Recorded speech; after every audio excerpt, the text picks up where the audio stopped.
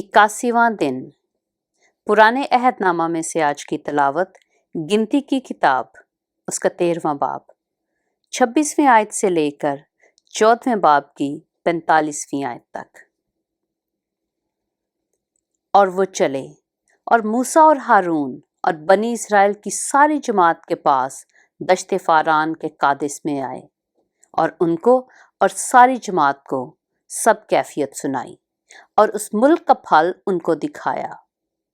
और मूसा से कहने लगे कि जिस मुल्क में तूने हमको भेजा था हम वहां गए और वाकई दूध और शहद उसमें बहता है और ये वहां का फल है। लेकिन जो लोग वहां बसे हुए हैं वो जोरावर हैं और उनके शहर बड़े बड़े और फसीलदार हैं। और हमने बनी अन्नाक को भी वहां देखा। उस मुल्क के जनूबी हिस्सा में तो अमालीकी आबाद हैं और हित्ती और यबूसी और अमूरी पहाड़ों पर रहते हैं और समंदर के साहिल पर और यरदन के किनारे किनारे कनानी बसे हुए हैं। तब कालेब ने मूसा के सामने लोगों को चुप कराया और कहा कि चलो हम एकदम जाकर उस पर कब्जा करें, क्योंकि हम इस काबिल हैं कि उस पर तसर्रुफ कर लें। लेकिन जो और आदमी उसके साथ गए थे वो कहने लगे कि हम इस लायक नहीं हैं कि उन लोगों पर हमला करें, क्योंकि वो हमसे ज्यादा जोरावर हैं। इन आदमियों ने बनी इसराइल को उस मुल्क की जिसे वो देखने गए थे बुरी खबर दी और ये कहा कि वो मुल्क जिसका हाल दरियाफ्त करने को हम उसमें से गुजरे एक ऐसा मुल्क है जो अपने बाशिंदों को खा जाता है। और वहां जितने आदमी हमने देखे वो सब बड़े कद आवर हैं। और हमने वहां बनी अन्नाक को भी देखा जो जब्बार हैं और जब्बारों की नस्ल से हैं। और हम तो अपनी ही निगाह में ऐसे थे जैसे टिड्डे होते हैं और ऐसे ही उनकी निगाह में थे। गिनती की किताब उसका 14वां बाब। तब सारी जमात जोर जोर से चीखने लगी और वो लोग उस रात रोते ही रहे। और कुल बनी इसराइल मूसा और हारून की शिकायत करने लगे और सारी जमात उनसे कहने लगी, हाय काश हम मिस्र ही में मर जाते या काश इस बियाबान ही में मरते। खुदावंद क्यों हमको उस मुल्क में ले जाकर तलवार से कत्ल कराना चाहता है? फिर तो हमारी बीवियां और बाल बच्चे लूट का माल ठहरेंगे। क्या हमारे लिए बेहतर ना होगा कि हम मिस्र को वापस चले जाएं? फिर वो आपस में कहने लगे, आओ हम किसी को अपना सरदार बना लें और मिस्र को लौट चलें।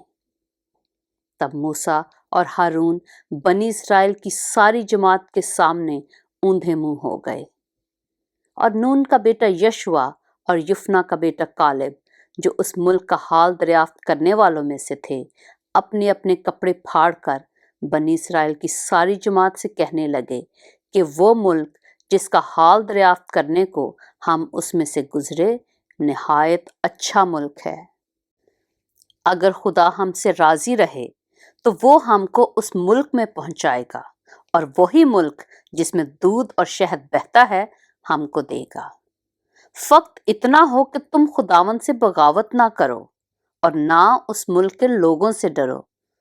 वो तो हमारी खुराक हैं, उनकी पनाह उनके सर पर से जाती रही है और हमारे साथ खुदावंद है, सो उनका खौफ ना करो। तब सारी जमात बोल उठी कि इनको संगसार करो। उस वक्त खैमा इज्तिमा में सब बनी इसराइल के सामने खुदावंद का जलाल नुमाया हुआ। और खुदावंद ने मूसा से कहा कि ये लोग कब तक मेरी तौहीन करते रहेंगे और बावजूद उन सब मौजज़ों के जो मैंने इनके दरमियान किए हैं कब तक मुझ पर ईमान नहीं लाएंगे। मैं इनको वबा से मारूंगा और मिरास से खारिज करूंगा और तुझे एक ऐसी कौम बनाऊंगा जो इनसे कहीं बड़ी और ज्यादा जोरावर हो। मूसा ने खुदावंद से कहा, तब तो मिस्री जिनके बीच से तू इन लोगों को अपने जोरे बाजू से निकाल ले आया یہ سنیں گے اور اسے اس ملک کے باشندوں کو بتائیں گے۔ انہوں نے سنا ہے کہ تو جو خداوند ہے ان لوگوں کے درمیان رہتا ہے، کیونکہ تو اے خداوند صریح طور پر دکھائی دیتا ہے اور تیرا ابر ان پر سایہ کیے رہتا ہے، اور تو دن کو ابر کے ستون میں اور رات کو آگ کے ستون میں ہو کر ان کے آگے آگے چلتا ہے۔ بس اگر تو اس قوم کو ایک اکیلے آدمی کی طرح جان سے مار ڈالے تو وہ قومیں جنہوں نے تیری شہرت سنی ہے کہیں گی کہ چونکہ خداوند اس قوم کو اس ملک میں جسے اس نے ان کو دینے کی قسم کھائی تھی پہنچا نہ سکا، اس لیے اس نے ان کو بیابان میں ہلاک کر دیا۔ سو خداوند کی قدرت کی عظمت تیرے ہی اس قول کے مطابق ظاہر ہو کہ خداوند قہر کرنے میں دھیما اور شفقت میں غنی ہے۔ وہ گناہ اور خطا کو بخش دیتا ہے لیکن مجرم کو ہرگز بری نہیں کرے گا، کیونکہ وہ باپ دادا کے گناہ کی سزا ان کی اولاد کو تیسری اور چوتھی پشت تک دیتا ہے۔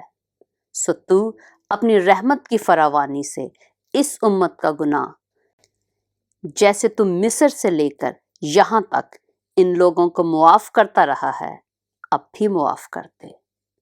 خداوند نے کہا، میں نے تیری درخواست کے مطابق معاف کیا، لیکن مجھے اپنی حیات کی قسم اور خداوند کے جلال کی قسم جس سے ساری زمین معمور ہوگی، چونکہ ان سب لوگوں نے جنہوں نے باوجود میرے جلال کے دیکھنے کے اور باوجود ان معجزوں کے جو میں نے مصر میں اور اس بیابان میں دکھائے، پھر بھی 10 بار مجھے آزمایا اور میری بات نہیں مانی، اس لیے وہ اس ملک کو جس کے دینے کی قسم میں نے ان کے باپ دادا سے کھائی تھی دیکھنے بھی نہ پائیں گے، اور جنہوں نے میری توہین کی ہے ان میں سے بھی کوئی اسے دیکھنے نہیں پائے گا۔ پر اس لیے کہ میرے بندہ کالب کی کچھ اور ہی طبیعت تھی اور اس نے میری پوری پیروی کی ہے، میں اس کو اس ملک میں جہاں وہ ہو آیا ہے پہنچاؤں گا اور اس کی اولاد اس کی وارث ہوگی۔ اور وادی میں تو امالیکی اور کنانی بسے ہوئے ہیں، سو کل تم گھوم کر اس راستہ سے جو بحر کلزم کو جاتا ہے بیابان میں داخل ہو جاؤ۔ اور خداوند نے موسیٰ اور ہارون سے کہا، میں کب تک اس خبیث گروہ کی جو میری شکایت کرتی رہتی ہے برداشت کروں؟ بنی اسرائیل جو میرے برخلاف شکایتیں کرتے رہتے ہیں، میں نے وہ سب شکایتیں سنی ہیں۔ سو تم ان سے کہہ دو، خداوند کہتا ہے مجھے اپنی حیات کی قسم ہے کہ جیسا تم نے میرے سنتے کہا ہے میں تم سے ضرور ویسا ہی کروں گا۔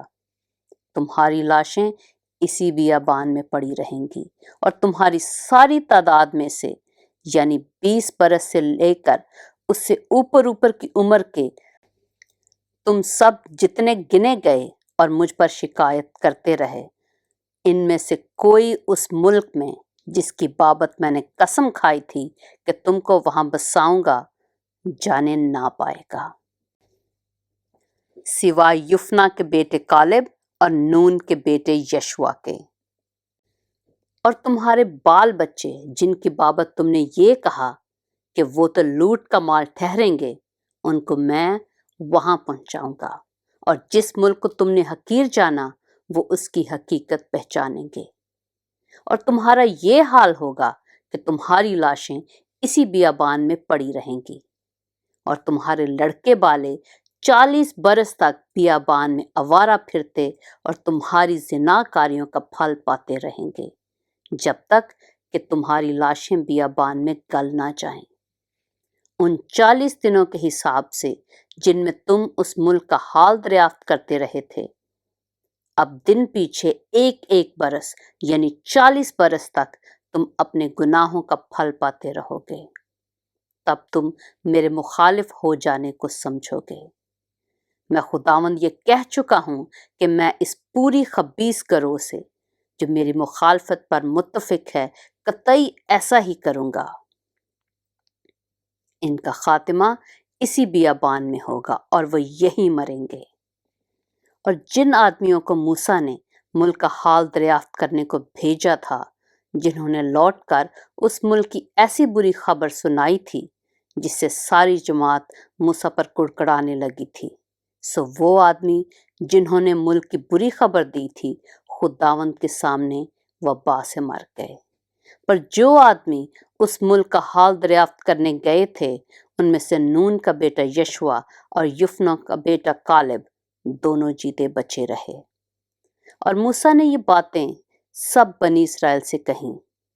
तब वो लोग जार जार रोए। और वो दूसरे दिन सुबह सवेरे उठकर ये कहते हुए पहाड़ की चोटी पर चढ़ने लगे कि हम हाजिर हैं और जिस जगह का वादा खुदावन ने किया है वहां जाएंगे, क्योंकि हमसे खता हुई है। मूसा ने कहा, तुम क्यों अब खुदावन की हुक्मदूली करते हो? इससे कोई फायदा ना होगा। ऊपर मत चढ़ो, क्योंकि खुदावन तुम्हारे दरमियान नहीं है। ऐसा ना हो कि अपने दुश्मनों के मुकाबला में शिकस्त खाओ, क्योंकि वहां तुमसे आगे अमालीकी और कनानी लोग हैं, सो तुम तलवार से मारे जाओगे, क्योंकि खुदावन से तुम पर गश्ता हो गए हो। इसलिए खुदावन तुम्हारे साथ नहीं रहेगा। लेकिन वो शोखी करके पहाड़ की चोटी तक चढ़े चले गए। पर खुदावन के अहद का संदूक और मूसा लश्करगाह से बाहर ना निकले। तब अमालीकी और कनानी जो उस पहाड़ पर रहते थे उन पर आ पड़े और उनको कत्ल किया और हुरमा तक उनको मारते चले आए। पाक कलाम के पढ़े और सुने जाने पर खुदावंद की बरकत हो।